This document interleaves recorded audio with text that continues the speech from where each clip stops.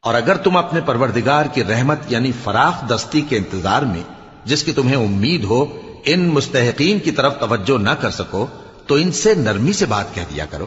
اور اپنے ہاتھ کو نہ تو گردن سے بندھا ہوا یعنی بہت تنگ کر لو کہ کسی کو کچھ دو ہی نہیں، اور نہ بالکل کھول ہی دو کہ سبھی کچھ دے ڈالو، اور انجام یہ ہو کہ ملامت زدہ اور حسرت زدہ ہو کر بیٹھ جاؤ۔ بے شک تمہارا پروردگار جس کی روزی چاہتا ہے فراخ کر دیتا ہے اور جس کی روزی چاہتا ہے تنگ کر دیتا ہے،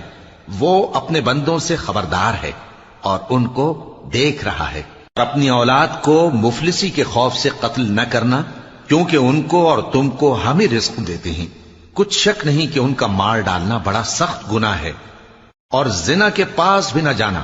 کہ وہ بے حیائی ہے اور بری راہ ہے۔ اور جس جاندار کا مارنا اللہ نے حرام کیا ہے اسے قتل نہ کرنا مگر جائز طور پر یعنی بفتوائے شریعت۔ اور جو شخص ظلم سے قتل کیا جائے ہم نے اس کے وارث کو اختیار دیا ہے کہ ظالم قاتل سے بدلہ لے، تو اس کو چاہیے کہ قتل کے قصاص میں زیادتی نہ کرے کہ وہ منصور و فتح یاب ہے۔ اور یتیم کے مال کے پاس بھی نہ پھٹکنا مگر ایسے طریق سے کہ بہت بہتر ہو، یہاں تک کہ وہ جوانی کو پہنچ جائے۔ اور عہد کو پورا کرو کہ عہد کے بارے میں ضرور پرسش ہوگی، اور جب کوئی چیز ناپ کر دینے لگو تو پیمانہ پورا بھرا کرو، اور جب تول کر دو تو ترازو سیدھی رکھ کر تولا کرو، یہ بہت اچھی بات اور انجام کے لحاظ سے بھی بہت بہتر ہے۔